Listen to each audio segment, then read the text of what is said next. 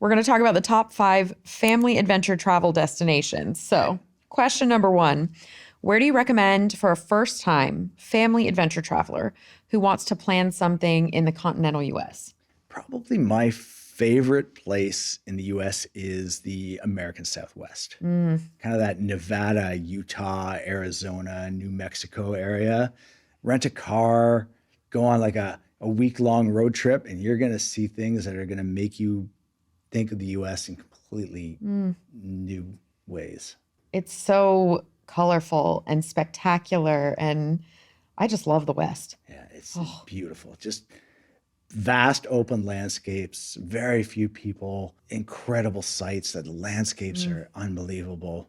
I mean, it's really, really magical. Question number 2, what is a great family destination that's on our doorstep?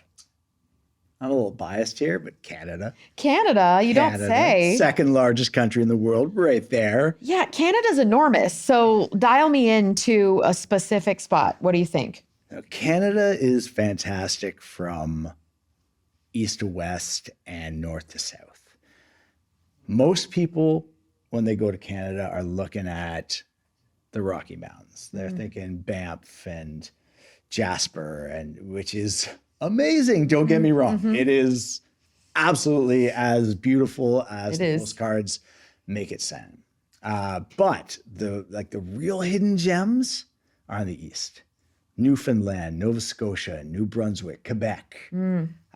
Quebec is incredible. Now, people go to like Quebec City and Montreal, but it's an enormous province. It is huge.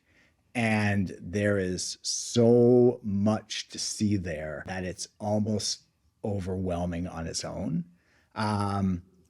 Newfoundland is like Iceland and Ireland mixed together. You know, like the landscapes of Iceland, the friendly atmosphere of Ireland, and only everything runs at about 2 miles an hour. It's a very slow-paced place to visit, but just absolutely beautiful, amazing seafood, wonderful people.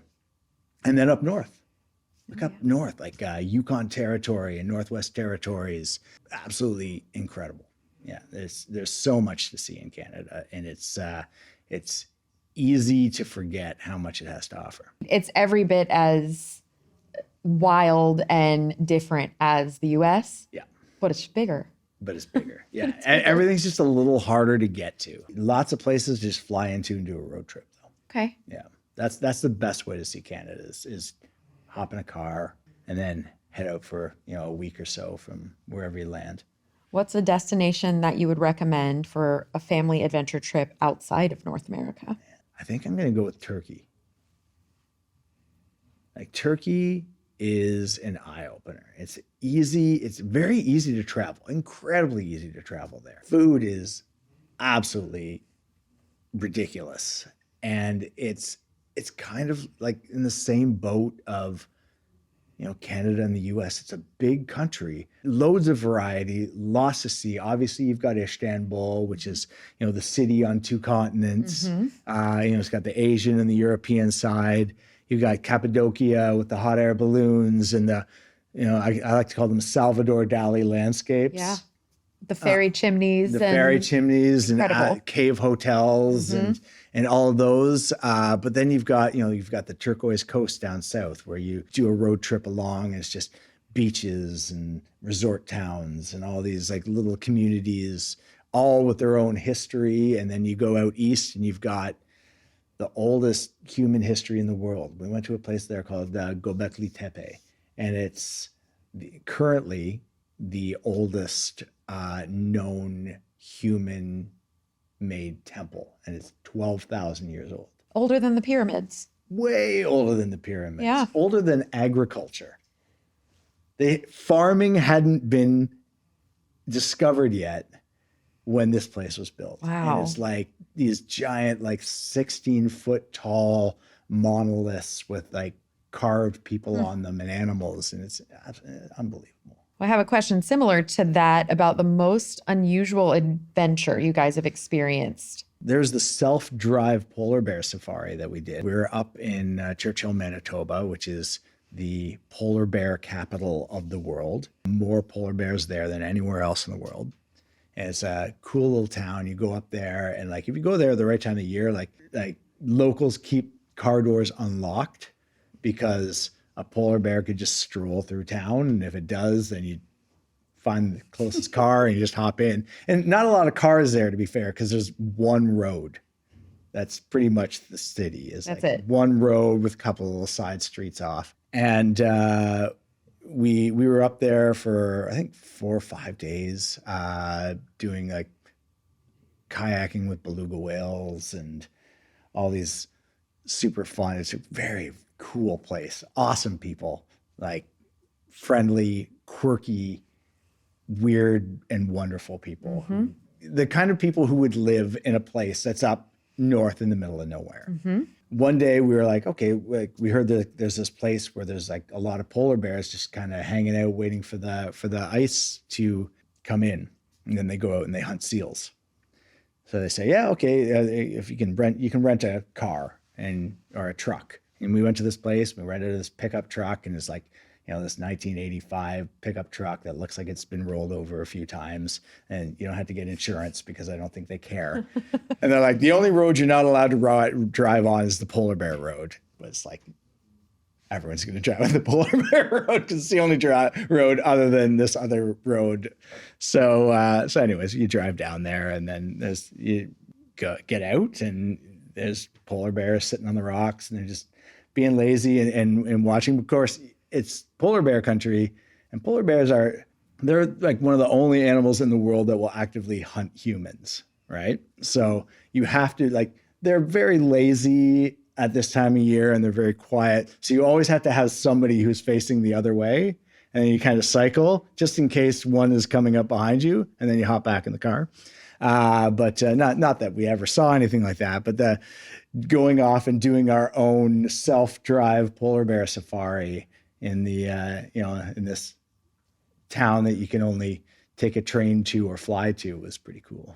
Yeah, that is really cool. Yeah. I think people don't always realize how big polar bears are. Enormous. They're really, really big. Huge. And yet, and you know what else? They're so cute that it's very easy to think that they're just little cutie, snuggly babies, but they're not. I'd be curious how many people a year die trying to hug a polar bear, because I could be one of them. Yeah, it's really easy to forget that wild animals are wild animals, especially when they're snug. Like grizzly bears, they just look so cute. So adorable. No, but we can't be those people. No. We don't want to be the ones. Be responsible travelers. Yes, just don't fall into the trap of thinking they're teddy bears. Yeah. Buy one at the gift shop. That's a good. Keep your kids safe. That's a better idea. Hottest tip of the whole thing. Don't let your kids hug a polar bear. And I have one more question.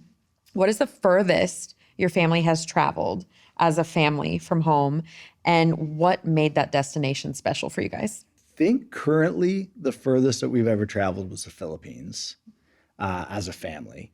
And we went there. So we went there for about 3 weeks. But the main reason that we went there is my wife is from the Philippines. So she's got a lot of family there. Her cousin was getting married. We flew over for the wedding and then made just an absolutely amazing trip out of it. We loved every second of it. It's an incredible country with super nice people. And of course, it was a chance for the kids to kind of go to this place. They're half Filipino, so they get to kind of connect with their roots a little bit and, eat more of the food than they might eat when they're at home. And it was wonderful. And I think it's still their favorite. Really? Trip that they've ever made. Yeah, it's such an incredible country. Was there a specific, one specific spot that they loved? Their favorite experience was a boat trip that we made in this town called El Nido. And what made it so special is that, Filipinos in general are just some of the most warm-hearted people that you'll ever met. And there was one of the guides on the boat that we were on was a guy named Jazz. And he just fell in love with the kids. And they fell in love with him right back. And we were out all day, and he was teaching them how to snorkel, and he was swimming with them and showing them things and bringing them in caves. And at the end of the day when we were all, there wasn't a dry eye because we're all so sad to be leaving each other after literally having only spent one day together, that it was just one of those moments where you just connect with someone so well, and they still talk about him. Like it's probably 10 years since we were there, and they still talk about jazz. It was that memorable. That memorable. Yeah. And like you said, that's what it's about. It's making the memories with the kids and meeting the people and making them into adaptable, kind, aware adults. Absolutely. Well, Kevin Wagar, thank you for joining us. It has been so great having you here.